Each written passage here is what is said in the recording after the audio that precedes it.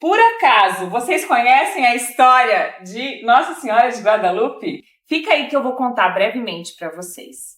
Em 1531, no México, em um México recém-conquistado pelos espanhóis, então você imagina uma região que ainda era toda dominada pelos astecas, tinha recém sido conquistado, então toda a religiosidade daquele povo ainda era muito relacionado ao politeísmo, eles acreditavam em vários deuses, os indígenas tinham um outro culto e eles estavam começando o processo de conhecer Jesus. Eis que, em um sábado, um indígena chamado Juan Diego, que hoje já é um santo, né? Ele estava indo a pé pelas montanhas de Tepeyac, e quando ele estava a caminho de uma igreja para assistir à missa, fazer a catequese, porque ele era um índio recém-convertido, ele viu Nossa Senhora. E Nossa Senhora apareceu para ele e pediu que ele conversasse com o bispo daquela região para que naquele local fosse construído um templo para Nossa Senhora, para ela. E ele falou, eu sou muito pequenino, eu sou uma pessoa muito pequena para essa missão tão grande. Ele chamava ela de doce menina e mãe. E aí ela falou, não, mas é de você que eu preciso. Ele correu para conversar com o bispo, e o bispo, em uma santa precaução, falou, olha, eu preciso entender melhor essa história, eu gostaria que você me desse uma prova de que realmente você viu Nossa Senhora e que você realmente tem provas de que foi ela realmente que pediu. Se eu confiar que realmente foi ela, eu prontamente te atenderei. E ele voltou para conversar com Nossa Senhora e falou, olha, realmente eu acho que a senhora tem que encontrar uma pessoa melhor para essa missão, porque de fato ele não acreditou em mim. E ela reiterou e falou, não, você que é o escolhido para essa missão, amanhã você volta lá. E era uma época de dezembro, né, meados de dezembro, então uma época de frio no México, neve, mas Nossa Senhora tinha programado uma grande surpresa para esse índio levar pro bispo lá da cidade do México. No outro dia ele chegou, só que nisso o tio dele ficou doente. Então ele fugiu um pouco daquele caminho de Nossa Senhora, porque ele tinha que chamar um padre para fazer a extrema-unção no tio, que estava muito doente mesmo, em vias de morrer de uma doença meio grave. Só que Nossa Senhora interpelou ele por outro lugar e falou, não, por que você está com medo? Não sou eu que estou aqui, eu que sou sua mãe, não tenhas medo, seu tio não vai morrer dessa doença, ele vai ficar bem. E o tio dele se chama Bernardino. E aí a Nossa Senhora falou para ele o seguinte, vai lá no monte onde a gente tinha combinado que você vai trazer rosas. E essas rosas serão um sinal para que o bispo acredite em você. Eis que ele foi lá, obediente, pegou na tilma. O que é a tilma? É um pano que ele se cobria do frio, como se fosse um manto mesmo. De um tecido muito simples, porque ele era um indígena sem muitas condições, era como se fosse um fio do cacto, né?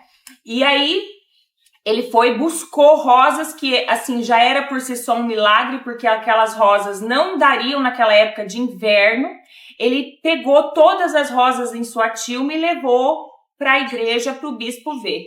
Eis que quando ele entrou na sala, tinham outras pessoas juntas e ele falou, Senhor, aqui está a sua prova. E no que ele abriu a tilma dele na frente de todas as pessoas, aquelas rosas caíram no chão, que já era um sinal portentoso de um milagre para aquela época do ano, mas eis que eles veem que na tilma, naquele manto daquele indígena, Juan Diego, tinha uma estampa inexplicável, extraordinária de Nossa Senhora. E o bispo se prostrou em lágrimas, pedindo perdão para Nossa Senhora, porque era algo sobrenatural, aquele autorretrato de Nossa Senhora estampado naquele manto. E desde então, essa devoção veio crescendo cada vez mais no México, fazendo com que realmente Nossa Senhora fosse muito importante para a conversão de milhões de pessoas na cidade do México e no país do México também, ajudando muito nesse processo de conhecimento de Jesus naquela região. E o que aconteceu foi que o tio confirmou que no mesmo momento que Nossa Senhora apareceu pro sobrinho dele, ele se recuperou prontamente da doença e Nossa Senhora apareceu para ele. E foi para ele que ela falou: eu quero que me chamem de Santa Maria de Guadalupe. Amandinha, vamos voltar. Eu estava aqui olhando para o manto de Nossa Senhora de Guadalupe e pensando em tantos detalhes, né? Muitos, Flavinha. É interessante que o cabelo dela, a gente tinha comentado antes, né? O cabelo preto para a cultura asteca e comprido, na verdade, ele representa a virgindade, a Virgem Maria. Ela é cheia de raios de sol sobre o manto dela. E esses raios de sol, para a cultura asteca, o sol era uma divindade, era Deus. Então ela estava tentando trazer o povo asteca para essa conversão do cristianismo, né? Para o catolicismo. E onde os raios de sol eles são mais fortes é no ventre dela, onde está o menino Jesus. A roupa de Nossa Senhora, ela é toda cheia de flores. Flores daquela região, daquele local onde ela apareceu. E no ventre dela tem uma flor de 4 pétalas que representa Jesus, que é a única flor diferente, isso, né? É a única Dentre flor diferente. Todas as flores da roupa, a única diferente é a que está em cima do ventre, né? Aí tem a lua, né? E aí vem uma mulher vestida de sol tendo a lua debaixo de seus pés. Sim. Toda cheia de simbolismo, ela é linda toda demais. Cheia de simbolismo. Foi um milagre mesmo, né? Porque só a impressão disso é um milagre. Sim. Né? Não existe milagre é tudo que não tem uma explicação natural. E você sabe que eles falam que quando Juan Diego chegou com a Tilma, que ele queria mostrar para o bispo, tinham algumas pessoas ali que queriam, não é impedi-lo, né? Mas queriam tentar. E eles tentavam pegar as flores e não conseguiam. Elas sumiam no meio da Tilma. Gente, é muito... É inexplicável mesmo, né? É um milagre porque ultrapassa tudo que é possível pela natureza. O material que foi usado para essa impressão, os detalhes dos olhos, né? Que são olhos muito vivos. Toda a simbologia, né? As mãos, o manto, a roupa, os símbolos, todos os símbolos. E realmente eles contam que foi assim... conversões em massa, milhões de pessoas se convertiam, tanto que os reis da Espanha que estavam ali conquistando o México naquela ocasião, né, era a Nova Espanha ainda naquele tempo, tinha 10 anos de conquista da Espanha, eles davam dinheiro, né, eles mandavam dinheiro para que fossem construído logo esse santuário, essa igreja e tudo mais. E um detalhe interessante é que Juan Diego, ele morou 10 anos ali, ele que cuidava da igreja, da imagem, porque ele era viúvo já, o tio dele morreu, os dois foram avisados por Nossa Senhora antes da morte, para eles ficarem tranquilos, que ela estaria ali esperando por eles, e ele ficou cuidando, ele que varria, ele que cuidava, ele contava a história de como que ele tinha visto, de como que tinha sido. Por 10 anos ele cuidou da imagem. E morreu também por uma doença, eles passaram por várias epidemias também naquela ocasião, mas de uma forma muito santa. E ele foi decretado, né, canonizado santo por Papa João Paulo II em 2002. Mas em 1900 eu não lembro direito, acho que 76... ou, enfim, não lembro, muito antes, um pouco, São João Paulo II foi lá como Papa e ele já ele falou, já é uma devoção pública, né, ele já é santo, não tem, antes da canonização ele já foi declarado que era, possível, né, a veneração dele como um santo, porque muitos milagres já aconteciam e há tantos anos, né, isso foi em 1500, eu acho que é uma das aparições de Nossa Senhora mais antigas, assim, de tamanho, né, desse tamanho. São tantos detalhes e são detalhes tão cheios de mistério que a presença dessa Tilma já é um fato que realmente fez com que muitas pessoas se convertessem naquela época e fazem até hoje, que ela está exposta lá no Santuário de Guadalupe, na Cidade do México. Amandinha, você sabe algum desses segredos assim da manta? Sim. A Virgem de Guadalupe, ela tem um cinto aqui que representa a maternidade. Uhum. Nossa Senhora, a Virgem Mãe de Jesus. As mãozinhas dela, elas estão assim, em oração. Uma mais branquinha, uma mais moreninha, representando a junção de duas raças que ela veio para unir. O povo asteca com os europeus. Perfeito. Além disso, o manto, né, ele era de...